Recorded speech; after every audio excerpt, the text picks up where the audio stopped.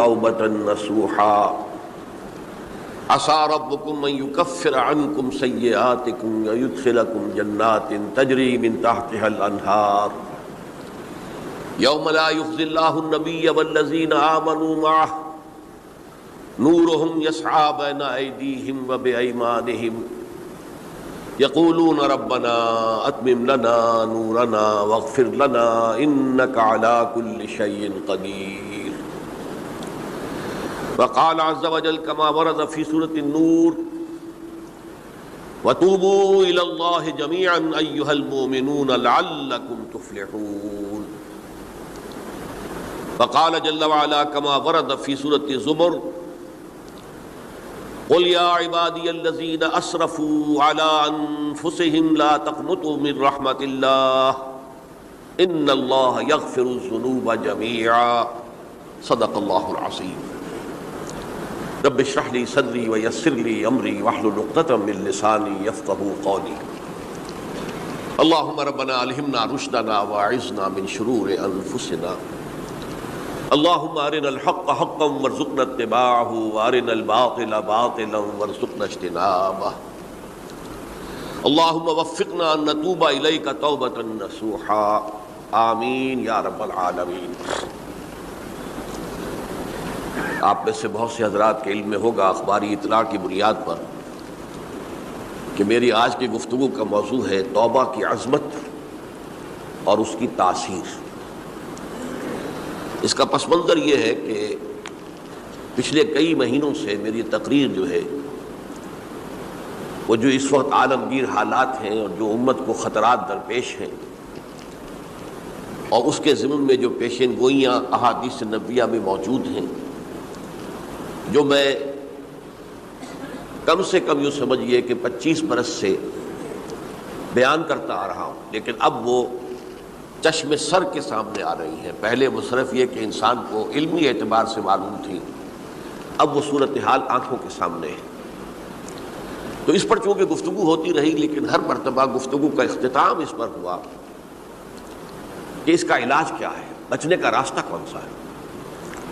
تو عام طور پر ایک لفظ پر توبہ، البتہ اس میں انفرادی توبہ، اجتماعی توبہ. انفرادی توبہ سے انسان اپنے گناہوں کی سزا سے بچ جاتا ہے.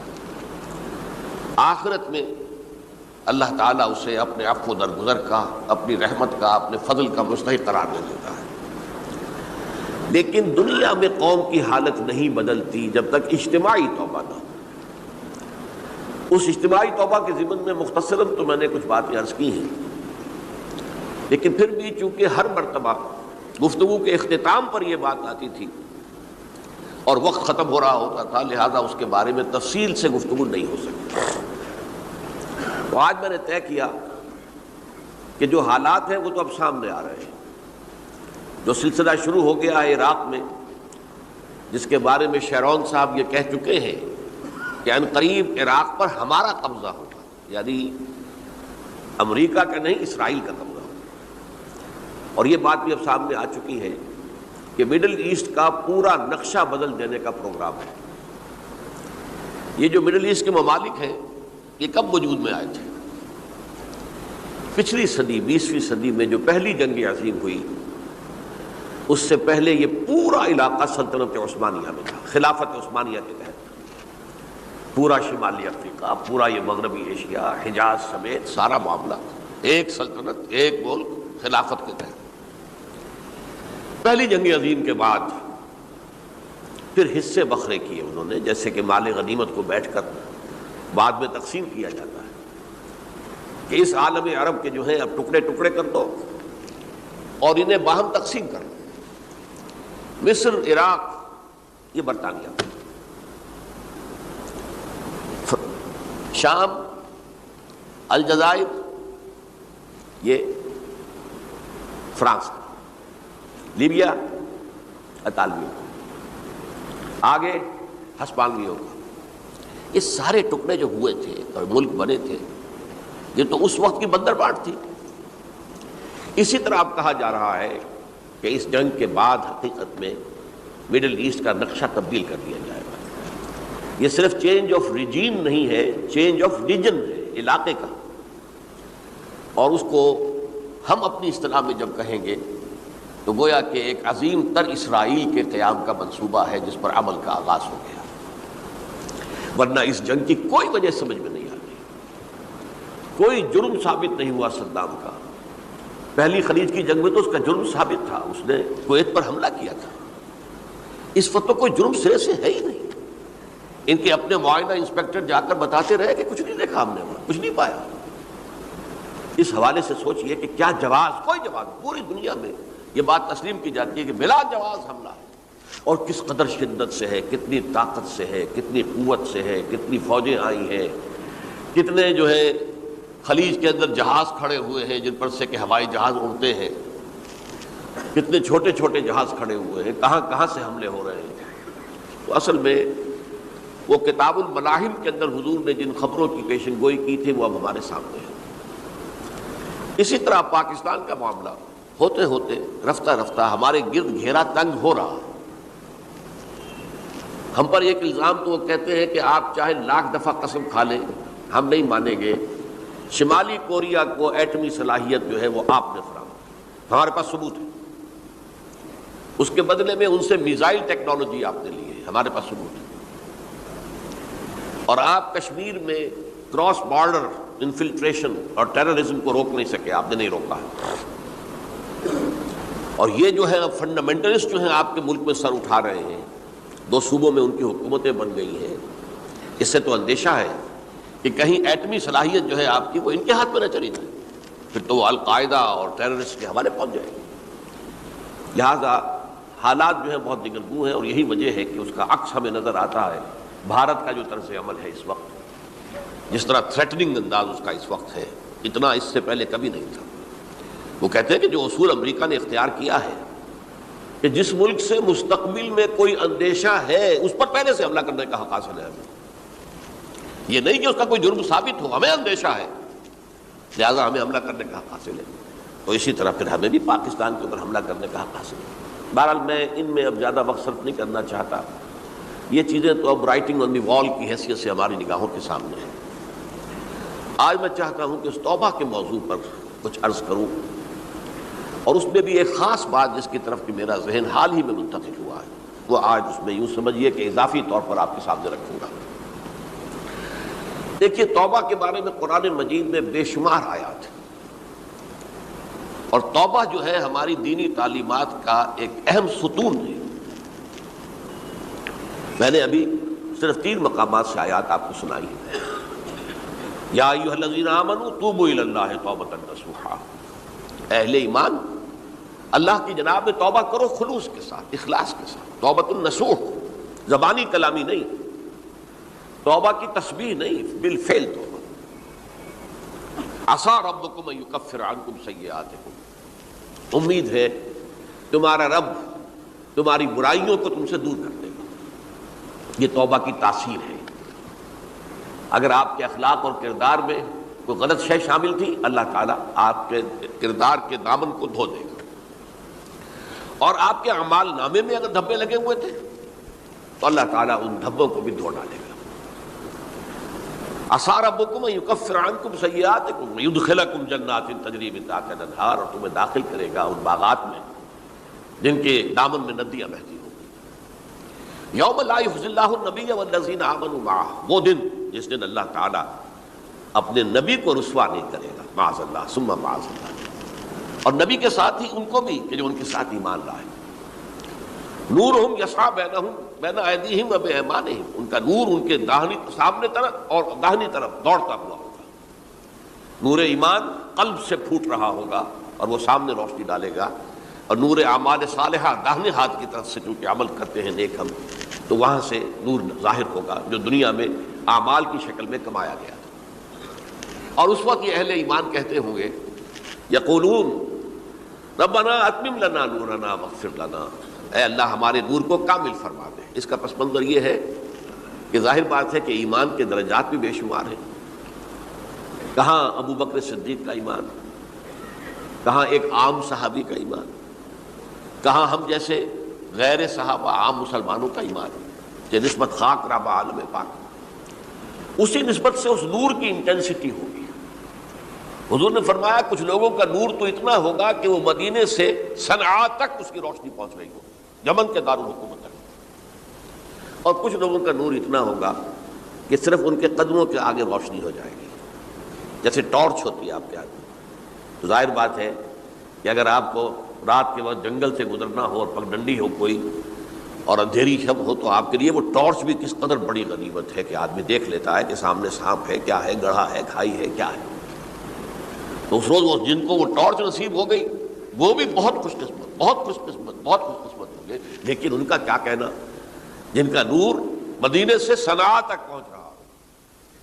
تو جن کے نور کی یہ انٹینسٹی کم ہوگی وہ اللہ سے دعا کرتے ہوں گے ربنا اتمم لنا نورنا، پروردگار ہمارے نور کو بھی کامل کر دے۔ تو نے اپنے ان بندوں پر کتنا فضل کیا ہے، کتنا بڑا نور ان کو عطا کیا۔ اتمم لنا نورنا، ہمارا نور بھی اس کا اتمام فرما دے، تکمیل کر دے۔ واغفر لنا، اور یہ کیسے ہوگا؟ ایسے ہوگا کہ ہمارے گناہوں کی پردہ پوشی کر دے۔ گناہوں کی پردہ پوشی ہوگی تو پھر اس نور کی انٹینسٹی میں اضافہ ہو جائے۔ واغفر لنا انک علی کل شیء قدیر، یقیناً تو ہر شے پر قادر ہے۔ پھر میں نے آپ کو آیت سنائی سورہ نور کی، یہ آیت نمبر 31 بڑی طویل آیت ہے، اس کا آخری ٹکڑا ہے وَتُوبُوا إِلَى اللَّهِ جَمِيعًا أَيُّهَا الْمُؤْمِنُونَ لَعَلَّكُمْ تُفْلِحُونَ، اے ایمان والو اللہ کی جناب میں سب مل جل کر توبہ کرو تاکہ تم فلاح پاؤ۔ یہ گویا کہ اجتماعی توبہ کا جو میں نے آپ کے سامنے اصطلاح بیان کی ہے، یہ اس کا نقشہ ہے۔ اور ایک اور آیت جو میں نے آپ کو سنائی سورہ زمر کی آیت نمبر 53، بعض لوگوں پر کچھ مایوسی طاری ہو جاتی ہے، ہم اتنے عرصے سے گناہ کرتے چلے آ رہے ہیں، کیسے معافی ہوگی، کیسے ممکن ہے، کیسے چھٹکارا ملے گا؟ ایسے لوگوں کے لیے ان کے اطمینان کے لیے، ان کی دلجوئی کے لیے، ان کی تسلی کے لیے یہ آیت عظیم ترین آیات میں سے قرآن مجید کی۔ قُلْ يَا عِبَادِيَ الَّذِينَ أَسْرَفُوا عَلَىٰ أَنفُسِهِمْ، اے نبی کہہ دیجئے اے میرے وہ بندو جنہوں نے اپنی جانوں پر ظلم کیا ہے، ظلم اٹھایا ہے، زیادتی کی ہے۔ تم اگر گناہ کرتے رہے ہو تو اپنی جان پر ظلم کیا ہے، میرا تو کچھ نہیں بگاڑا، اللہ تو غنی ہے، اس کی تو سلطنت میں کوئی کمی نہیں آتی۔ ایک حدیث قدسی میں الفاظ آئے ہیں میرے بندو اگر تم سب کے سب اولکم و آخرکم و انسکم و جنکم، تمام انس و جن اور اولین سے لے کر آخرین تک کسی بدترین انسان جیسے فاسق و فاجر ہو جائیں، سب ابلیس بن جائیں، تب بھی میری سلطنت میں کوئی کمی نہیں ہوگی۔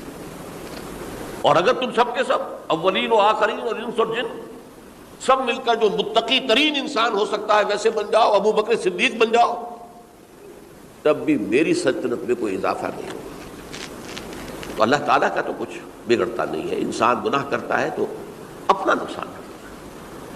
قُلْ يَا عِبَادِيَ الَّذِينَ أَسْرَفُوا عَلَىٰ أَنفُسِهِمْ، کہہ دیجئے اے نبی، اے میرے وہ بندو جنہوں نے اپنی جانوں پر ظلم کیا ہے، ستم کیا ہے، ظلم اٹھایا ہے، لا تقنطوا من رحمت اللہ۔ میں آج بعض حدیثیں اس موضوع پر آپ کو سناؤں گا، عجیب چشم کشا حدیثیں ہیں۔ میں نے چونکہ اس موضوع پر گفتگو کرنی تھی تو میں نے کچھ اس مرتبہ احادیث کا تفحص کیا، تو واقعہ یہ ہے کہ بعض احادیث پڑھ کر خود میری جو ہے میرے علم میں اضافہ ہوا، ادھر میری توجہ آج تک نہیں گئی تھی۔ لا تقنطوا من رحمت اللہ، اللہ کی رحمت سے مایوس مت ہو۔ ان اللہ یغفر الذنوب جميعا، اللہ تعالیٰ تمام کے تمام گناہ معاف کر دے گا۔ اللہ تعالیٰ کی قدرت ہے، اللہ کا اختیار ہے، اللہ کا فیصلہ ہے، لہذا مایوس نہ ہو، اصلاح کرو۔ احادیث تو میں بعد میں آپ کو سناؤں گا، اس سے پہلے اس کا فلسفہ سمجھ لیجئے اصل میں کیا ہے۔ دیکھیے، ایک ہے طبیعی اعمال، فزیکل، ان کا ہم دنیا میں اصول یہ دیکھتے ہیں کہ اس کے نتائج لازمی ہوتے ہیں اور ان سے چھٹکارا نہیں مل سکتا۔ آپ نے سنکھیا کھایا ہے تو مریں گے، چائے کھانے کے بعد آپ نے خودکشی کا ارادہ کیا، سنکھیا کھا لیا، اب چاہے آپ پر ندامت ہو، پشیمانی ہو، پریشانی ہو، توبہ کریں، آپ کو بچنے کا کوئی سوال نہیں، مرنا ہی مرنا۔ اللہ یہ کہ اللہ تعالیٰ جو ہے اپنی معجزانہ کسی قدرت سے اس عمل کا جو طبعی نتیجہ ہے اس کو نکلنے سے روک دے۔ آگ کی فطرت ہے کہ وہ جلاتی ہے، اللہ کے حکم کے تحت حضرت ابراہیم کو اس نے نہیں جلایا، یا نار کونی بردن و سلام علی ابراہیم۔ لیکن یہ ہمیشہ نہیں ہوتا، یہ تو ایک دفعہ ہو گیا بس۔ اللہ جب چاہے اب بھی کر سکتا ہے، لیکن یہ روز روز نہیں ہوتا۔ روز روز جو بھی فزیکل لاز ہیں وہ چل رہے ہیں، اگر وہ نہ چلے تو کوئی سائنس پاسبل ہی نہ ہو، کوئی ٹیکنالوجی ممکن ہی نہ ہو۔ یہ تو ان فزیکل کیمیکل لاز جو ہے ان کا دوام ہے کہ جس کی وجہ سے یہ ساری سائنس اور ٹیکنالوجی اب کہاں سے کہاں پہنچ رہی ہے کہ عروج آدم خاکی سے انجم سہمے جاتے ہیں کہ یہ ٹوٹا ہوا تارا کہیں مہی کا عامل نہ بن جائے۔ تو یہ توبہ جو ہے فزیکل اعمال میں مفید نہیں ہے، چاہے آپ پر یہ احساس میں کیا کر بیٹھا، کیا میں نے کیا، کیوں میں نے کھا لیا، یہ سب کیا، وہ تو اب اثر کرے۔ جو اخلاقی اعمال ہے ان کا قانون یہ نہیں ہے۔ اخلاقی اعمال کے نتائج ختم ہو جاتے ہیں توبہ کے ساتھ۔ یہ ایک بہت بڑا قانون ہے، بہت بڑا قانون۔ ایسا نہیں ہے کہ کسی گناہ سے انسان کی فطرت میں کوئی ایسی مستقل کجی واقع ہو جائے کہ جس کی اصلاح کی کوئی صورت ہی نہ ہو، یہ نہیں ہے۔ بڑے سے بڑے گناہ، بڑے سے بڑے گناہ توبہ کرو، خلوص سے دل سے کرو، جو اس کے اصول ہیں، جو اس کے قواعد ہیں، جو اس کے ضوابط ہیں، جو اس کی شرائط ہیں، ان کو پورا کرو۔ تو بڑے سے بڑے اعمال، برے سے برے اعمال، میں حدیثیں آج آپ کو سناؤں گا، حیران کو، کیونکہ عام طور پر یہی ہوتا ہے کہ مواعظ میں چونکہ لوگوں کو اصلاح کی ترغیب دلانی ہوتی ہے تو وہ جو انذار کا پہلو ہے اسے زیادہ نمایاں کیا جاتا ہے۔ اللہ کی طرف سے شدید ذو انتقام، اللہ انتقام دینے والا ہے، اللہ سزا دینے والا ہے۔ لیکن یہ دوسرا پہلو جو ہے وہ بھی اپنی جگہ پر بہت اہمیت کا حامل ہے کہ طبیعی اعمال کے نتائج اور عواقب اور اخلاقی اعمال کے نتائج و عواقب یہ ایک جیسے نہیں ہیں۔ اب اس معاملے میں تاریخ مذاہب عالم میں جو بہت بڑی غلطی ہوئی، بہت بڑی غلطی ہوئی، بہت بڑی غلطی ہوئی، تورات میں حضرت آدم اور حوا علیہ السلام سے جو غلطی اور خطا ہو گئی تھی، آپ اندازہ کیجئے کیا مقام اللہ نے عطا کیا تھا، سارے فرشتوں کو ان کے سامنے سجدہ کروا دیا تھا، اور ایک ہی حکم تو دیا تھا نا کہ اس درخت کے قریب نہ جانا، اور تو ابھی کوئی شریعت نہیں تھی، کوئی لمبے چوڑے احکام نہیں تھے، کھاؤ جہاں سے چاہو، اس ایک درخت کے پیچھے پاس نہ جانا، فَلَا تَقْرَبَا هَٰذِهِ الشَّجَرَةَ فَتَكُونَا مِنَ الظَّالِمِينَ۔ اور وہی کام کر بیٹھے حضرت آدم اور حضرت حوا علیہ السلام۔ کتنا بڑا گناہ، کتنا بڑا گناہ، کتنا بڑا گناہ۔ لیکن قرآن نے وضاحت کر دی کہ آدم نے توبہ کی، اللہ نے معاف کر دیا۔ اللہ تعالیٰ سے کلمات سیکھے، ندامت دل میں پیدا ہو گئی حضرت آدم کو، لیکن الفاظ نہیں تھے، کن الفاظ میں اللہ سے معافی مانگوں، مجھ سے خطا ہو گئی، بہت بڑی غلطی ہو گئی۔ وہ الفاظ بھی اللہ نے سکھائے، فَتَلَقَّىٰ آدَمُ مِن رَبِّهِ كَلِمَاتٍ۔ یہ ہے جس میں کہ وہ علامہ اقبال کا ایک شعر ہے ان کے نوجوانی کے دور کا، جس پر میں بھول رہا ہوں کہ داغ دہلوی تھے یا کوئی اور تھے کہ جنہوں نے علامہ سے کہا تھا میاں اس عمر میں اور یہ شعر، اس بڑی محفل میں بات آئی تھی کہ موتی سمجھ کے شان کریمی نے چن لیے قطرے جو تھے میرے عرق انفعال کے۔ انفعال کہتے ہیں عربی میں پشیمانی، شرمندگی، اور عام طور پر جو کسی انسان پر پشیمانی اور شرمندگی طاری ہوتی ہے تو پیشانی جو ہے اس پر کچھ پسینہ سے آتا ہے۔ تو قطرے جو تھے میرے عرق انفعال کے، موتی سمجھ کے شان کریمی نے چن لیے، اللہ کی نگاہ میں ان کی اتنی قیمت، ان کی اتنی وقت میرے بندے نے پشیمانی اختیار کی ہے، اپنے اس غلط کام کے اوپر اسے رنج اور افسوس ہو رہا ہے، تو اللہ کی نگاہ میں اس کی یہ عظمت ہے، یہ قدرت ہے۔ تو اللہ تعالیٰ نے جب حضرت آدم کے دل میں وہ پشیمانی پیدا ہو گئی تو الفاظ نہیں تھے، کن الفاظ میں؟ ہم کہتے ہیں نا کہ مجھے سمجھ نہیں آ رہا کہ میں کس منہ سے آپ سے بات کروں، میری یہ حیثیت نہیں ہے، میں کن الفاظ میں اپنی جو ہے خطا کا اعتراف کروں۔ تو اللہ نے وہ کلمات خود سکھا دیے، فَتَلَقَّىٰ آدَمُ مِن رَبِّهِ كَلِمَاتٍ فَتَابَ عَلَيْهِ إِنَّهُ هُوَ التَّوَّابُ الرَّحِيمُ۔ یہ چیز کہیں تورات جب دوبارہ مرتب ہوئی ہے تو وہ نکل گئی، اس میں رہ گئی، باقی اس میں شامل نہیں۔ یہ تاریخی اعتبار سے جان لیجئے، تورات جو ہے وہ آج سے 2500 بلکہ 2600 برس قبل سے دنیا سے غائب ہے۔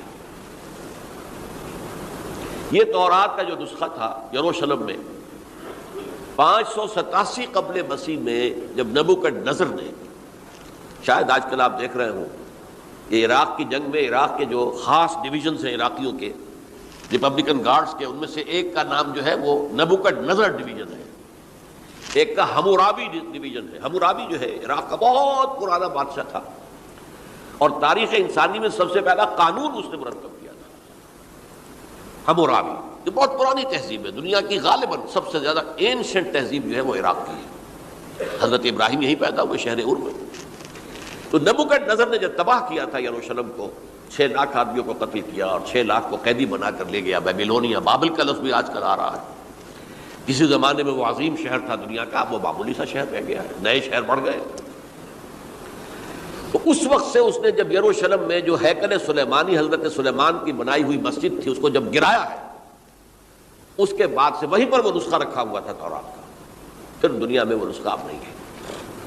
یہودیوں کا کہنا ہے کہ موجود ہے مسجد اقصیٰ کے نیچے، وہ جب اس نے گرایا تھا تو جو نیچے تہخانے تھے وہ نہیں گرے تھے، وہ محفوظ رہے تھے، اوپر ملبہ آ گیا اور وہیں پر وہ تورات اور وہ تابوت سکینہ جس میں حضرت موسیٰ کا عصا بھی رکھا ہوا ہے اور بہت سے وہ من اور سلوہ کے بھی کچھ نمونے رکھے ہوئے ہیں، وہ تابوت سکینہ اس کا قرآن مجید میں سورہ بقرہ میں ذکر ہے، وہ بھی موجود ہے۔ اور جو ربائی وہاں اس وقت تھے ان کے علماء، ان کی لاشیں بھی وہاں پڑی ہوئی ہیں، وہ جب ہم کھدائی کریں گے تو دنیا میں سامنے آ جائے گی۔ لیکن بہرحال اس وقت جو مجھے کہنا تھا وہ یہ کہ چونکہ اصل تورات اس وقت گم ہو گئی، 150 سال کے بعد اسے پھر یادداشتوں سے کچھ مرتب کیا گیا تو اس میں غلطیاں پیدا ہو گئی۔ اب انسانی یادداشت کا معاملہ آ گیا نا، انہی میں سے ایک بڑی غلطی یہ ہوئی، اومیشن یہ ہوئی کہ حضرت آدم نے جو توبہ کی اور اللہ نے قبول فرما لیا، اس کا ذکر اس میں نہیں۔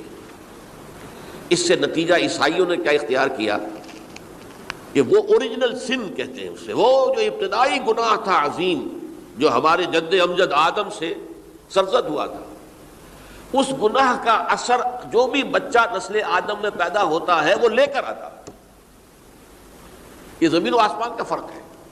اسلام کے نزدیک ہر بچہ جو پیدا ہوتا ہے وہ معصوم ہے، بلکہ مسلم ہے۔ کل مولود یولد علی الفطرہ، جو بھی بچہ پیدا ہوتا ہے وہ فطرت اسلام پر پیدا ہوتا ہے۔ فَأَبَوَاهُ يُهَوِّدَانِهِ أَوْ يُمَجِّسَانِهِ أَوْ يُنَصِّرَانِهِ، یہ تو والدین ہیں اس کے جو اسے مجوسی یا عیسائی یا یہودی بنا لیتے ہیں، ورنہ وہ تو مسلمان ہوتا ہے، فطرت کی کلین سلیٹ لے کر آتا ہے۔ عیسائیت کہتی ہے ہر انسان جو پیدا ہوتا ہے بنیادی طور پر گناہ گار ہے، اپنے جد امجد کے گناہ کا بوجھ لے کر آ رہا ہے۔ اب اس کا علاج انہوں نے پھر کیا تجویز کیا، یہ ہے کہ ایک غلطی پر دوسری غلطی اور دوسری پر تیسری غلطی، خشت اول چونے حد بیمار کج تا سریا بھی رود دیوار کج۔ اب اللہ نے جب دیکھا اب تو ہر بندہ جو ہے آدم کی اولاد کا بنیادی طور پر پیدائشی طور پر گناہ گار ہے، تو اب کیا کیا جائے؟ تو اللہ نے اپنا اکلوتا بیٹا، صلبی بیٹا مسیح یسوع اسے زمین پر بھیجا۔ یہ الفاظ میرے ہیں کہ اسے قربانی کا بکرا بنا کر اور ان سب کی طرف سے قبول کر لیا، گناہ گاروں کی طرف سے، کہ ان کے گناہ کا کفارہ ہو جائے گا جو عیسیٰ کو مان لے۔ یہ عقیدہ ہے عیسائیت کا۔ جڑ کیا ہے کہ گناہ ہو گیا تو گناہ کا اثر تو رہے گا۔ قرآن یہ کہتا نہیں، اللہ دھو دیتا ہے، تمہاری سیرت و کردار کے اوپر بھی جو داغ ہیں دھل جائیں گے اور تمہارے نامہ اعمال میں جو دھبے ہیں وہ بھی دھل جائیں گے۔ توبہ کرو، توبوا الی اللہ توبۃ نصوحا، کرو وہ توبہ کے جو بالکل خلوص دل کے ساتھ۔ اب میں ذرا آپ کو کچھ احادیث سنانا چاہتا ہوں۔ ایک طرح کا یہ تبشیر کا پہلو ہے آج ہماری گفتگو میں کہ جو نمایاں ہوگا۔ یہ بعض احادیث تو چھوٹی چھوٹی ہیں اور یہ بہت مرتبہ میری گفتگو میں آ چکی ہیں، صرف اس وقت حوالہ دے کر گزر جاؤں گا۔ یہ ترمذی اور ابن ماجہ میں حضرت انس ابن مالک رضی اللہ تعالی عنہ سے روایت ہے، حضور نے فرمایا کل بنی آدم خطاؤون وخیر الخطائین التوابون، تمام بنی آدم خطا کار ہیں، خطا کار بھی نہیں، بہت خطا کار ہیں، بہت خطا کار ہیں، لیکن ان خطا کاروں میں بہتر لوگ وہ ہیں کہ جو خوب توبہ کرتے ہیں، غلطی ہو گئی توبہ کر لیں۔ اور ایک اور حدیث میں آپ کو بتاؤں گا کہ یہ نہیں ہے کہ پھر کبھی وہ غلطی نہ ہو، اس وقت آپ یہ لگا لیں اپنے اوپر یہ کام میں نے نہیں کرنا اور ایک دفعہ وہ کام چھوڑ دیں تو توبہ ہو گئی. پھر اگر کچھ عرصے کے بعد پھر کہیں آپ جذبات کی رو میں بہ گئے، پھر کہیں کوئی برے اثرات جو ہے وہ پڑے، پھر غلطی، کوئی بات نہیں، پھر توبہ کرو. پھر ہو گیا، پھر توبہ کرو. تواب اسی لیے کہا بار بار توبہ کرنے والے. تو کل بنی آدم خطاؤون و خیر الخطائین التوابون. دوسری حدیث یہ بھی ابن ماجہ اور بہقی میں ہے، حضرت عبداللہ ابن مسعود رضی اللہ تعالی عنہ، التائب من الذنب کمن لا ذنب له. گناہ سے توبہ کرنے والا ایسے ہے جیسے اس نے کبھی گناہ کیا ہی نہیں. دھل جاتی ہے، تختی دھل گئی، بچے نے تختی لکھی تھی اس کو دھو دیا، ختم ہو گیا. ایک حدیث تو پڑھ کر میں بھی چونکا. یہ اصل میں اسلوب ہے بیان کا، بتانے کے لیے کہ تمہارے دلوں کے اندر مایوسی کا غلبہ نہ ہو جائے. مایوس اصل میں جو ہے مایوسی یہ ابلیسیت ہے، نوٹ کر لیجئے اس کو. مایوسی ابلیسیت کی کا عکس ہے. مبلس کہتے کسے جو مایوس ہو گیا. ابلیس سب سے بڑھ کر مایوس جو ہے وہ ابلیس ہے. اسے معلوم میرا چھٹکارا تو نہیں ہے، لہذا میں جتنوں کو اپنے ساتھ لے کر جہنم میں جھونک دوں یہی میری کمائی ہے، میں نے تو بچنا نہیں. تو ابلیس کہتی ہے اس کو جو انتہائی مایوس، مبلس، جو رحمت خدا بندی سے مایوس ہو چکا.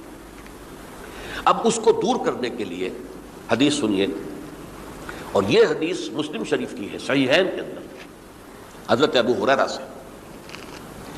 حضور فرماتے ہیں والذی نفسی بیدہ، قسم ہے اس ذات کی جس کے ہاتھ میں میری جان ہے، لو لم تذنبوا، اگر تم لوگ گناہ نہ کرتے، لذهب اللہ بکم، تو اللہ تعالیٰ تمہیں لے جاتا کہیں اور، ولجاء بقوم یذنبون، اور پھر کسی ایسی مخلوق کو پیدا کرتا ہے جو گناہ کرتے، فیستغفروا اللہ، اور پھر وہ اللہ سے استغفار کرتے اور توبہ کرتے، فیغفر لہم، اور اللہ تعالیٰ انہیں معاف کر دیتا. تو میں نے عرض کیا کہ یہ بعض چیزیں ہوتی ہیں کہ جن کا واقع سے کوئی تعلق نہیں ہوتا، لیکن ایک زور بیان کے لیے، ایک بات کو ایمفیسائز کرنے کے لیے. جیسے قرآن مجید میں آتا ہے، اے نبی کہہ دو ان کان للرحمن ولد فانا اول العابدین، اگر اللہ کا کوئی بیٹا ہو تو میں سب سے پہلے میں اس کو پوجوں گا. جب میں اللہ کو پوجتا ہوں، اللہ کا اگر کوئی بیٹا ہوتا تو کیا میں اسے نہ پوچھتا؟ لیکن نہیں ہے. اب یہ نہیں ہے، نفی کے لیے زور دیا کہ اگر اللہ کا کوئی بیٹا ہوتا، لو کان للرحمن ولد فانا اول العابدین. اسی طرح یہ ہے کہ اگر انسان گناہ نہ کرتے اور گناہ کے بعد توبہ کر کے اللہ تعالیٰ کی شان غفاری کا ظہور نہ ہوتا. یہ بھی ایک عجیب فلسفے کی بات ہے، اللہ نے یہ کائنات کیوں پیدا کی؟ قرآن مجید میں اس کو براہ راست ایڈریس نہیں کیا گیا اس مسئلے کو میرے علم کی حد تک. ہو سکتا ہے کہیں بہت خفی انداز میں ہو اور ابھی تک میری نگاہ سے بھی جو ہے وہ چھپا رہ گیا، ہو سکتا ہے. قرآن مجید کے غامض نکات ایسے ہو سکتے ہیں. کوئی شخص، میں تو کہتا ہوں کہ اگر کوئی شخص کہتا ہے، میرے بارے میں ایک عالم دین نے کہہ دیا تھا کہ اسے قرآن پر بڑا عبور حاصل ہے، تو میں نے انہیں پیغام پہنچایا، جن صاحب نے مجھے ان کا یہ جملہ سنایا تھا کہ آپ نے قرآن کی توہین کی ہے. قرآن پر عبور کسی انسان کو نہیں ہو سکتا. عبور کا مفہوم کیا ہے؟ دریا کے دو کنارے ہیں، آپ اس کنارے سے اس کنارے چلے گئے تو آپ نے عبور کیا دریا. قرآن کے کنارے ہیں ہی نہیں، لا پیدا کنار. لہذا یہ کہہ دینا کسی کے بارے میں کہ قرآن مجید، اب انہوں نے تو ایک طرح سے میری تعریف کی تھی، میرے ایک ساتھی سے جملہ کہا تھا، ان کے وہ عزیز تھے، تو گویا کہ وہ جو میری تنظیم میں تھے ان کو خوش کرنے کے لیے کہہ دیا ہو یا جو بھی ہو، ان کے دلی جذبات ہو سکتا ہے کہ میں نے کہا انہیں یہ میرا پیغام پہنچا دیجیے، آپ نے قرآن کی توہین کی ہے. قرآن پر عبور کسے ہو سکتا ہے؟ نہ معلوم کتنے مقامات ہیں کہ جہاں امام راضی بھی کھڑے ہوئے ایسے نظر آتے ہیں دہشت زدہ. اعلم ان هذا المقام مقام غامض مہیب عمیق، ہوشیار کے رہ پر دم تیغست قدم رہا، ہوشیار ہو جاؤ، یہ بڑا خطرناک مقام ہے، بہت مشکل مقام ہے، اس کے تہ تک پہنچنا کسی کے لیے ممکن نہیں ہے. سورہ حدید کی آیت هو الاول والآخر والظاہر والباطن پر یہ الفاظ ہیں جو امام راضی نے لکھے. تو اس لیے میں آپ سے عرض کر رہا ہوں کہ یہ کہنے کا انداز ہے والذی نفسی بیدہ، لو لم تذنبوا، اس ہستی کی قسم جس کے ہاتھ میں میری جان ہے، اگر تم گناہ نہ کرتے، تو میں عرض کر رہا تھا تو اللہ کی شان غفاری کیسے ظاہر ہوتی؟ اللہ نے کائنات کیوں پیدا کی؟ کنت کنزا مخفیا فاحببت ان اعرف فخلقت الخلق۔ محدثین کرام اگرچہ اس حدیث کی سند کو پختہ نہیں مانتے، لیکن اکثر مفسرین نے اس کو تسلیم کیا ہے۔ علامہ آلوسی نے تسلیم کیا کہ میں ایک چھپے ہوئے خزانے کے مانند تھا۔ اب خزانہ کہیں پڑا ہے، اس کا کیا حاصل کیا ہے؟ وہ تو کہیں کھلے، کسی کے پاس جائے، کوئی اسے فائدہ اٹھائے تب تو کوئی فائدہ ہوا نا۔ تو کن تو کنزا مخفیا، میرے اندر طاقت تھی، قوت تھی، خلاقی تھی، میری شانیں ساری میرے اندر ہی اندر تھی نا۔ کن تو کنزا مخفیا فاحببت ان اعرف، تو میں نے یہ چاہا کہ مجھے پہچانا جائے۔ فخلقت الخلق، تو میں نے خلق کی تخلیق کی ہے، اب مجھے پہچانو اس کائنات کے ذریعے سے، یہ میری تخلیق ہے، آؤ دیکھو۔ ایک مصور اپنی تصویروں کی نمائش لگا، دیکھو میرے شاہکار، آؤ دیکھو، یہ میرے فن کے کمال کے نمونے، آؤ دیکھو۔ تو یہ ہے سب، دیکھو زمین آسمان، ان فی خلق السماوات والارض واختلاف اللیل والنہار والفلک التی تجری فی البحر بما ینفع الناس وما انزل اللہ من السماء من ماء فاحیا بہ الارض من بعد موتها۔ یہ ساری آیات ہیں، غور کرو۔ اور اسی لیے انسان کو پیدا کیا جس میں یہ فیکلٹی آف اپریسیشن، اللہ کے حسن و جمال و کمال کو پہچاننے کی صلاحیت ہے۔ ورنہ ظاہر بات ہے کہ یہ جمادات کیا پہچانیں گے اللہ کو، یہ پہاڑ کیا پہچانے گا اللہ کو؟ اللہ کو پہچاننے کی صلاحیت انسان میں ہے۔ تو یہ چونکہ ایک فلسفہ ہے باقاعدہ کہ اللہ نے تعالیٰ، اسی سے میں کہہ رہا ہوں اگر گناہ نہ ہوتا اور پھر توبہ نہ ہوتی اور میں اس کو معاف نہ کرتا تو میری شان غفاری کا ظہور کیسے ہوتا؟ میری شان ہے نا، غفار بھی ہوں، ستار بھی ہوں، اس کا ظہور کیسے ہوتا؟ تو والذی نفسی بیدہ لو لم تذنبوا لذهب اللہ بکم ولجاء بقوم یذنبون فیستغفر اللہ فیغفر لهم۔ اگر تم لوگ گناہ نہ کرتے تو اللہ تمہیں ختم کر کے کوئی اور ایسی مخلوق پیدا کرتا کہ جو گناہ کرے اور پھر وہ توبہ کرے اور اللہ اسے معاف کرے۔ اسی سے ملتی جلتی ایک حدیث ہے، یہ امام احمد اور امام بہقی لائے ہیں، اور اس کے راوی حضرت علی ہے رضی اللہ تعالی عنہ۔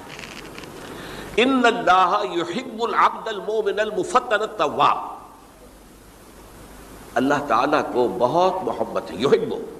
اب دیکھیے ایک طرف وہ آیات ذہن میں لائیے، اللہ تعالیٰ کن سے محبت کرتا ہے؟ واللہ یحب المحسنین، یا وہ لوگ ان اللہ یحب الذین یقاتلون فی سبیلہ صفا کانہم بنیان مرصوص، اللہ محبت کرتا ہے اپنے ان بندوں سے جو اس کی راہ میں جنگ کرتے ہیں صفے باندھ کر، گویا سیسا پلائی ہوئی دیوار ہے۔ یہ ہے مثبت کام، نیک کام، محسنین، اللہ کی راہ میں قتال کرنے والے۔ یہاں اس کے برعکس کہا جا رہا ہے ان اللہ یحب، اللہ تعالیٰ محبت کرتا ہے اپنے اس بندے سے، العبد المؤمن، جو مومن ہو۔ اس کی ایک اور بڑی پیاری حدیث آئے گی، المفتن التواب، جو بہت فتنوں میں مبتلا ہو جاتا ہو اور پھر بہت توبہ کرتا ہو، مفتن التواب، لیکن ساتھ ہی پلٹتا ہو، رجوع کرتا ہو، پھر اللہ کے حضور میں حاضر ہوتا ہو، پھر معافی مانگتا ہو۔ اللہ تعالیٰ کو اپنا ایسا بندہ بہت پسند ہے۔ اب میں کچھ اور حدیثیں آپ کو سنا رہا ہوں۔ توبہ کا دروازہ دو اعتبارات سے کہا گیا ہے کہ ایک وقت آنے پر بند ہو جاتا ہے۔ ایک حدیث کے تو الفاظ میں نوٹ کر کے نہیں لایا ہوں کہ اللہ تعالیٰ نے توبہ کا ایک دروازہ اتنا چوڑا کھلا رکھا ہوا ہے کہ جس کو عبور کرنا جو ہے وہ سال ہا سال میں ممکن ہو، اور یہ بند نہیں ہوتا جب تک کہ سورج مغرب سے طلوع نہ ہو جائے۔ یہ قیامت کی جو آخری، قریب قیامت کی جو آخری نشانیاں ہیں ان میں سے وہی حدیث میں آپ کو سنا رہا ہوں، عن ابی ہریرہ رضی اللہ تعالی عنہ، اور یہ مسلم شریف کی روایت ہے، من تاب قبل ان تطلع الشمس من مغربها تاب اللہ علیہ، سورج کے مغرب سے طلوع ہونے سے قبل تک جو لوگ توبہ کریں گے اللہ تعالیٰ ان کی توبہ قبول کر لے گا۔ البتہ جب وہ قیامت کی وہ نشانی ظاہر ہو جائے کہ سورج مغرب سے طلوع ہو رہا ہے، اب دروازہ توبہ کا بند ہے۔ اب اس کے بعد اگر توبہ کوئی کرتا ہے تو اللہ تعالیٰ اس کی توبہ کو قبول نہیں کرے گا۔ یہ تو اجتماعی سطح پر ہوئی، انفرادی سطح پر. عن عبداللہ ابن عمر رضی اللہ تعالی عنہما عن النبی صلی اللہ علیہ وسلم قال ان اللہ عز وجل یقبل توبۃ العبد ما لم یغرغر. یہ ترمذی میں ہے حضرت عبداللہ ابن عمر رضی اللہ تعالی عنہما سے کہ اللہ تعالیٰ اپنے بندے کی توبہ قبول کرتا ہے جب تک کہ وہ جسے ہم کہتے ہیں گھنگرو نہ بولنے لگے حلق کے اندر، جبکہ نزع عالم نزع ہو اور جان جو ہے وہ آ کر پھر یہاں اٹکتی ہے، تو اس وقت تک دروازہ کھلا ہے توبہ کا. لیکن جب یہ شکل ہو گئی تو دروازہ بند. یہ انفرادی سطح پر ہو گیا، جب آپ کے موت کے آثار اتنے واضح ہو گئے کہ اب جا رہے ہیں، اب توبہ کریں گے تو توبہ قبول نہیں ہوگی. اجتماعی سطح پر جب قیامت جو ہے اس کی وہ گھڑی آ گئی کہ سورج مغرب سے طلوع ہو گیا، اب توبہ کا دروازہ بند. ایک اور حدیث ہے جو میں نے بہت مرتبہ اس کا ترجمہ تو آپ کو بہت دفعہ سنایا ہے، آج میں چاہتا ہوں اس کو پورے متن کے ساتھ آپ کے سامنے رکھیں. یہ حضرت انس بن مالک رضی اللہ تعالیٰ عنہ سے مروی روایت ہے جو حضور کے خادم خاص تھے، اور یہ متفق علیہ بھی ہے، یعنی بخاری میں بھی ہے، مسلم میں بھی ہے، لیکن تھوڑا سا فرق ہے الفاظ کا. تو جو مسلم شریف کی روایت ہے اس کے الفاظ کیا ہے؟ للہ اشد فرحا بتوبۃ عبدہ حین یتوب الیہ. جان لو اللہ تعالیٰ کو زیادہ خوشی ہوتی ہے اپنے کسی گناہ گار بندے کی توبہ سے جبکہ وہ توبہ کرتا ہے. کس سے زیادہ ہوتی ہے؟ اب اس کی ایک تمثیل دی.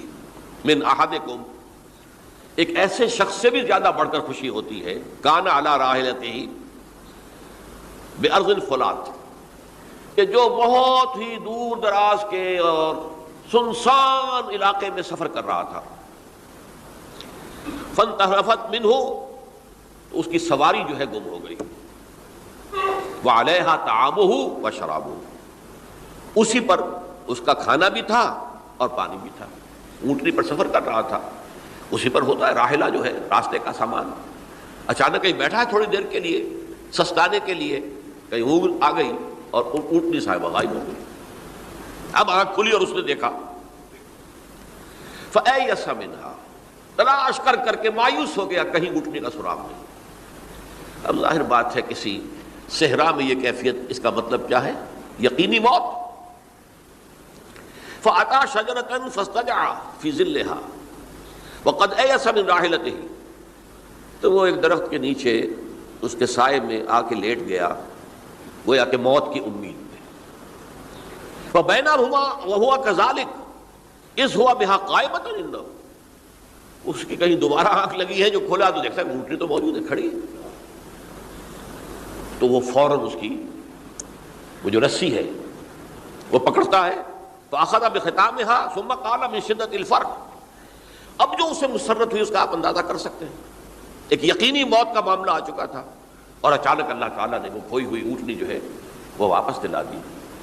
تو وہ کہنا تو یہ چاہتا تھا اللہ تو میرا رب ہے، میں تیرا بندہ ہوں، لیکن جسے ہم کہتے ہیں کہ خوشی کی انتہا فرط مسرت میں ایسی زبان لڑکھڑائی، اس نے کہا اللہم انت عبدی وانا ربک،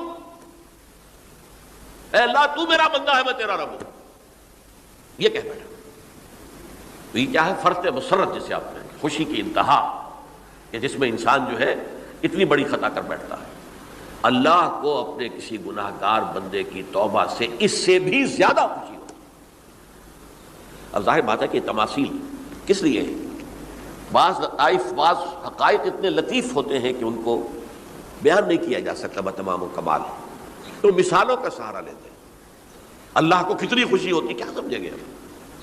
لہذا یہ مثال تو سمجھ میں آ گئی نا کہ ایک لقودق صحرا میں انسان سفر کر رہا تھا، ایک ہی اونٹنی ہے، اسی پر اس کا پانی ہے، اسی پر اس کا کھانا ہے، تو کہیں ٹھہرا ہے تھوڑی دیر کے لیے اور اونٹنی غائب ہو گئی.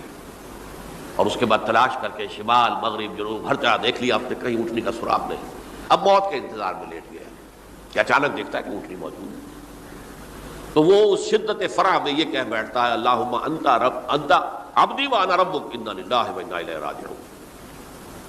اب دیکھیے ایک حدیث وہ آ رہی ہے اور اس کو یوں سمجھیے، اللہ تعالیٰ نے جو انسان پیدا کیے ہیں ان کے مزاج مختلف ہیں. ان میں کچھ لوگ ہوتے ہیں جو قوی ہوتے ہیں ارادے کے، جو فیصلہ کر لیا ڈٹ گئے. کچھ لوگوں میں وہ قوت ارادی اتنی مضبوط نہیں ہوتی، وہ ادھر ادھر سوچتے رہتے ہیں۔ کچھ لوگ جسمانی طور پر بہت توانا ہوتے ہیں، کچھ لوگ جسمانی طور پر پیدائشی طور پر کمزور ہوتے ہیں۔ تو اگر کوئی قوت ارادی کمزور رکھنے والا شخص ہے، وہ بھی تو اللہ کی تخلیق ہے، اللہ کا بندہ ہے، خطاؤں کا ظہور ہو جاتا ہے، توبہ کرتا ہے، پھر کچھ عرصے کے بعد پھر خطا کا ظہور ہو جاتا ہے، پھر توبہ کرتا ہے، تو ہم تو یہ سمجھیں گے کہ ایک حد کے بعد پھر اس کی توبہ قبول نہیں ہونی چاہیے۔ لیکن حدیث سنیے، وعن ابی ہریرہ رضی اللہ تعالی عنہ قال قال رسول اللہ صلی اللہ علیہ وسلم ان عبدا اذنب ذنبا، یقیناً ایک بندہ جو ہے وہ ایک گناہ کرتا ہے، فقال، پھر وہ کہتا ہے رب، اے میرے پروردگار، اذنبت فاغفر لی، مجھ سے گناہ ہو گیا ہے، مجھے معاف فرما دے۔ فقال ربہ، تو پروردگار یہ کہتا ہے اعلم عبدی ان لہ ربا یغفر الذنب ویأخذ بہ، میرا یہ بندہ یہ جانتا ہے کہ اس کا ایک رب ہے جو گناہ معاف بھی کر سکتا ہے اور سزا دے بھی سکتا ہے۔ کیا معنی ہوئے؟ گناہ اس نے کیا ہے لیکن جانتا ہے اللہ کو کہ وہ معاف بھی فرما سکتا ہے، تبھی تو وہ اللہ سے معافی کی درخواست کر رہا ہے۔ اس کے اس جاننے کی بنیاد پر، اس کے اس علم کی بنیاد پر، اس کے اس ایمان کی بنیاد پر فرمایا غفرت لعبدی، میں نے اپنے بندے کو معاف کر دیا۔ ثم مکث ما شاء اللہ، پھر وقت گزرا جتنا کہ اللہ نے چاہا، ثم اذنب ذنبا، پھر اس سے گناہ ہو گئے، فقال رب اذنبت ذنبا فاغفر، پھر کہتا ہے پروردگار مجھ سے گناہ ہو گیا، پھر مجھے معاف فرما دے۔ فقال ربہ، اللہ فرماتا ہے عالم عبدی ان لہ ربا یغفر الذنب ویأخذ بہ، میرا بندہ ہے نا جو جانتا ہے کہ اس کا ایک رب ہے، ایمان باللہ اس کے اندر ہے، تبھی تو پکار رہا ہے، اور یہ بھی جانتا ہے کہ وہ گناہ معاف بھی کر سکتا ہے اور چاہے تو پکڑ بھی سکتا ہے، سزا بھی دے سکتا ہے۔ تو فرمایا، اللہ تعالیٰ فرماتے ہیں میں نے فرمایا کہ میں نے معاف کر دیا۔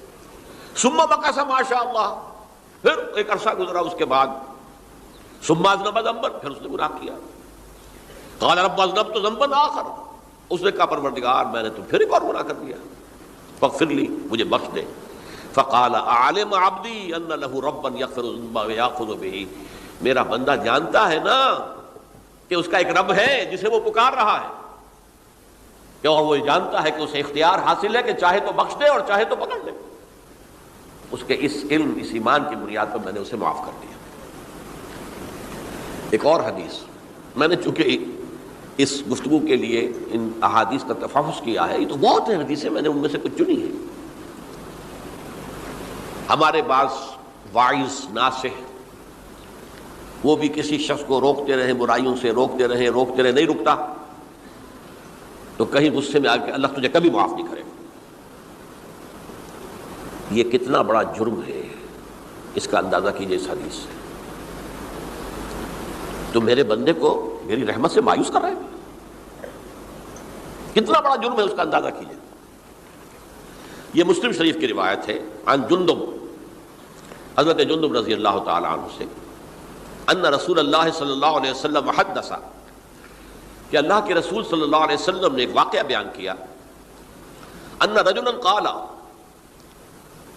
کہ ایک شخص نے یہ کہا، واللہ لا یغفر اللہ لفلان، کہ خدا کی قسم اللہ تعالیٰ فلاں شخص کو کبھی معاف نہیں کرے گا۔ وَأَنَّ اللَّهَ تَعَالَى قَالَ، اس پر اللہ تعالیٰ نے یہ فرمایا، مَنْ ذَا الَّذِي يَتَعَالَىٰ عَلَيَّ، یہ کون ہے جو میرے اوپر حکومت کرنے والا آ گیا، جو میری طرف سے حکم لگا رہا کہ میں کبھی معاف نہیں کروں گا۔ مَنْ ذَا الَّذِي، کون ہے وہ شخص، الَّذِي يَتَعَالَىٰ عَلَيَّ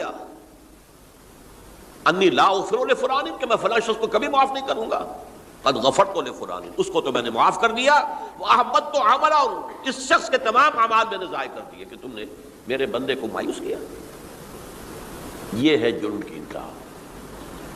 تو توبہ کی دعوت دیتے رہو، توبہ کے لیے لوگوں کو آمادہ کرتے رہو، توبہ جو ہے اس کے لیے ترغیب دیتے رہو، اللہ تعالیٰ معاف فرمانے والا۔ اب آخری حدیث سنا رہا ہوں، یہ تو بہت ہی عجیب حدیث ہے۔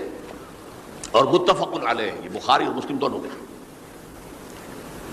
حضرت ابو سعید الخدری رضی اللہ تعالی عنہ جو ہے وہ اس کے راوی ہیں۔ حضور نے فرمایا کانا فی من کانا قبلکم رجل قتل 99 نفسا، تم سے پہلے جو امت تھی بنی اسرائیل، گویا کہ ان کا ذکر ہے، اس میں ایک آدمی ایسا تھا جس نے 99 قتل کیے تھے۔ اب آپ اندازہ کیجئے کتنا بڑا گناہ کبیرہ ہے قتل۔ قرآن مجید میں آتا ہے وَكَأَنَّمَا قَتَلَ النَّاسَ جَمِيعًا، اگر ایک انسان کو بھی ناحق قتل کر دیا گیا تو یہ ایسی ہے گویا کہ اس نے پوری نوع انسانی کو قتل کر دیا۔ اس نے 99 قتل کیے۔ فَهَلْ لَهُ مِن تَوْبَةٍ، پھر اس کے بعد یہ ہوا کہ اس کے اندر توبہ کا جذبہ پیدا ہوا۔ فَسَأَلَ عَنْ أَعْلَمِ أَهْلِ الْأَرْضِ، تو اس نے پھر سوال کیا، لوگوں سے پوچھا کہ زمین میں رہنے والوں میں کون سب سے بڑا عالم ہے۔ فَدُلَّ عَلَى رَاهِبٍ، تو اسے بتایا گیا فلاں راہب فلاں جگہ پر ہے، وہ بہت نیک ہے، بڑا عالم ہے۔ فَأَتَاهُ، وہ اس کے پاس آیا۔ فَقَالَ أَنَّهُ قَتَلَ 99 نَفْسًا فَهَلْ لَهُ مِن تَوْبَةٍ، انہوں نے کہا دیکھیے راہب صاحب، میں نے 99 انسان قتل کیے، اب مجھے یہ بتائیے کہ میرے لیے توبہ کا کوئی امکان ہے؟ فَقَالَ لَا، اس نے کہا نہیں۔ فَقَتَلَهُ، اس نے اس کو بھی قتل کر دیا۔ فَكَمَّلَ بِهِ 100، اپنی سینچری مکمل کر لی، مطلب 99 کے بعد ایک کی کسر تھی، اس کو بھی قتل کیا، 100 پورے کر لیے۔ ثُمَّ سَأَلَ عَنْ أَعْلَمِ أَهْلِ الْأَرْضِ، پھر اس نے پوچھا کوئی اور، کوئی بڑے عالم انسان ہو۔ فَدُلَّ عَلَى رَجُلٍ عَالِمٍ، پھر اس کی رہنمائی کی گئی ایک بڑے عالم شخص کی طرف۔ فَقَالَ إِنَّهُ قَتَلَ 100 نَفْسٍ، تو اس نے وہاں جا کر کہا کہ میں 100 انسان ہلاک کر چکا ہوں، قتل کر چکا ہوں۔ فَهَلْ لَهُ مِن تَوْبَةٍ، میرے لیے توبہ کا کوئی امکان ہے؟ فقال نعم، اس نے کہا کیوں نہیں، 100 قتل کیے تب بھی کیا ہے، توبہ کا راستہ دروازہ کھلا ہوا ہے، ما لم یغرغر، جب تک کہ وہ گھنگرو نہیں بج رہا اس وقت تک تمہارے توبہ کا دروازہ کھلا ہوا ہے۔ فرمایا نعم، ومن یحول بینہ وبین التوبہ، تمہاری توبہ کے درمیان اور تمہارے درمیان کون حائل ہو سکتا ہے، توبہ کا دروازہ کھلا ہے۔ لیکن ساتھ ہی کہا انطلق الی ارض کذا و کذا، اب تم ایسے کرو جہاں تم رہتے ہو وہاں نہ جاؤ واپس، وہاں کا ماحول اچھا نہیں ہے، معاشرہ اچھا نہیں ہے، ہو سکتا ہے کہ تم توبہ پر قائم نہ رہ سکو، تم فلاں جگہ چلے جاؤ، وہاں اچھے لوگ آباد ہیں، ان میں جا کر رہو۔ فإن بها أناسا يعبدون الله تعالی، وہاں ایسے لوگ آباد ہیں جو اللہ کی بندگی کرتے ہیں۔ فاعبد اللہ معهم، تو تم ان کے ساتھ مل کر اللہ کی بندگی اور پرستش کرو۔ ولا ترجع الى ارضک، اپنی زمین کی طرف اپنے وطن میں واپس بن جاؤ۔ فإنها ارض سوء، وہ بری جگہ ہے۔ فانطلقا، تو وہ چل پڑا، ہجرت کر رہا ہے، اس جگہ جا رہا ہے جہاں کا راہب نے بتایا تھا۔ حتی اذا نصف الطریق، جب آدھا راستہ اس نے پورا کر لیا، اتاہ الموت، موت آ گئی۔ فاختصمت فیہ ملائکۃ الرحمت و ملائکۃ العذاب، اب وہ جہنم کے فرشتے بھی آ گئے اس کی جان قبض کرنے کو، اور جنت کے بھی آ گئے۔ فقالت ملائکۃ الرحمہ، رحمت والے جو فرشتے ہیں جنت والے، انہوں نے کہا جا تائبا مقبلا بقلبہ للہ تعالی، یہ شخص توبہ کر کے اللہ تعالیٰ کی طرف ہجرت کر رہا تھا، اس لیے اس کی نیت کی بنیاد پر اب یہ جنتی ہے، لہذا اس کی روح ہم قبض کریں گے۔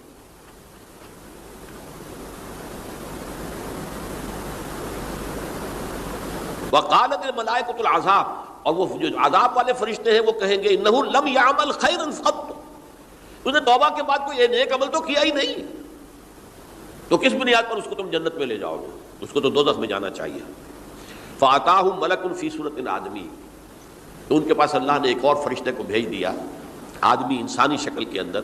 فَجَعَلُوهُ بَيْنَهُمْ، تو ان فرشتوں نے کہا بھائی ہمارا فیصلہ کرا دو، اس کی روح ہم لینا چاہتے ہیں یا ہم لینا چاہتے ہیں، انہیں حکم بنا دیا۔ فَقَالَ قِيسُوا مَا بَيْنَ الْأَرْضَيْنِ فَإِلَىٰ أَيَّتِهِمَا كَانَ أَقْرَبُ، کہ تم فاصلہ ناپ لو جہاں سے وہ چلا ہے اور جہاں جا رہا تھا، اور یہاں اس کی موت ہو رہی ہے، تو کون سا فاصلہ زیادہ ہے۔ جب ناپا گیا، بلکہ ایک حدیث میں آتا ہے کہ اس پر اللہ نے زمین کو جو ہے حکم دے دیا، ایک طرف والی زمین تو سکڑ جا، دوسری والی جو ہے تو پھیل جا، تاکہ وہ جدھر جو جا رہا تھا وہ زیادہ قریب ہو جائے بنسبت اس کے کہ جہاں سے وہ چلا تھا۔ تو اس فیصلے پر پھر جو فرشتے تھے جو کہ رحمت کے فرشتے تھے وہ اس بندے کو لے گئے جنت کے اندر۔ یہ ہے توبہ کی عظمت اور اس کی تاثیر۔ اب آئیے اجتماعی توبہ کا طریقہ کار جو میں نے بہرحال بیان کیا ہے۔ پہلے افراد توبہ کریں اور صحیح توبہ کریں۔ صحیح توبہ کیا ہے؟ ہماری زندگیوں میں کوئی حرام شے ہے فوراً نکال باہر کریں ہماری معاشرت میں، اور اس معاشرے میں رہتے ہوئے جو قانون ہے جس کے ہم پابند ہیں۔ ہم کسی زانی کو رجم نہیں کر سکتے، ناممکن ہے، یہ تو قانون ہی بنے گا تب ہوگا نا۔ ہم کسی چور کا ہاتھ نہیں کاٹ سکتے، تو قانون بنے گا تو ہوگا۔ تو ہم جن چیزوں پر عمل نہیں کر سکتے قانوناً، ان کے علاوہ باقی پوری شریعت جس پر عمل کیا جا سکتا اس پر عمل پیرا ہو جائے۔ سود میں بند نہیں کر سکتا، بینکوں کو میں آگ نہیں لگا سکتا، اور بینکوں کو آگ لگا دیں گے تب بھی سود تو ختم نہیں ہوگا، لیکن یہ تو کر سکتا ہوں نا کہ براہ راست سود میں ملوث نہ ہوں، سود پر قرضہ لے کر اپنا کاروبار نہ چمکاؤں نہ بڑھاؤں، سود پر قرضہ لے کر اپنے مکان نہ اونچا کروں، یہ تو کر سکتا ہوں۔ تو کم سے کم جو ڈائریکٹ کسی نے قانون نہیں بنایا کہ لازم ہے آپ پر کہ آپ سودی قرضہ لیں اور اپنی بلڈنگ عالی شان بنا لیں، کسی نے نہیں کی۔ یہ اگر کر رہے ہیں تو آپ مجرم ہیں۔ آپ کے معاشرے میں کوئی قانون نہیں بنا کہ پردہ ختم، برقع حرام، مصر یہ ترکی میں تو کر دیا گیا تھا برقع حرام، وہاں تو سر کو اوپر جو ہے ڈھانپنا جو ہے، سکارف لینا بھی ممنوع ہے، یہاں تو نہیں ہے۔ پھر یہاں جنہوں نے چھوڑا ہے مجرم خود ہے۔ یہاں تو اللہ کا شکر ہے کوئی ایسا مصطفیٰ کمال پیدا آج تک نہیں ہوا ہے کہ جس نے ان چیزوں کا حکم دیا۔ ہاں ترغیب ہے، ذرائع ابلاغ کے ذریعے سے، فحاشی ہے، عریانی ہے، لیکن چوز آپ خود کرتے ہیں، فیصلے کا اختیار آپ کا اپنا ہے۔ تو جن چیزوں کے اندر بھی گناہ سے بچنے کا امکان ہے اس کو عملاً ترک کیا جائے، اور نمبر 2 عزم مصمم کر لیا جائے کہ اللہ اب بقیہ زندگی جتنی بھی ہے اس میں اپنی توانائیاں، اپنی قوتیں، اپنی صلاحیتیں صرف کروں گا تیرے دین کی تبلیغ اور تیرے دین کے قائم کرنے کی جدوجہد، عزم مصمم۔ یہ لوگ اگر 14 کروڑ میں 14 لاکھ بھی ہو جائیں، بہرحال 2-4 کی توبہ کرنے سے ملک کی قسمت نہیں بدلتی۔